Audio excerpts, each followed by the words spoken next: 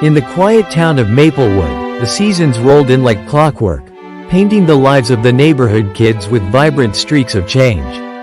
Spring was Lily's favorite. She was 6, with curious green eyes that shone brighter when the first daffodils broke through the thawing earth. The children would gather at the big oak tree, trading winter stories and planning their grand garden. Lily, Tim, and Rosa each had a patch to sow.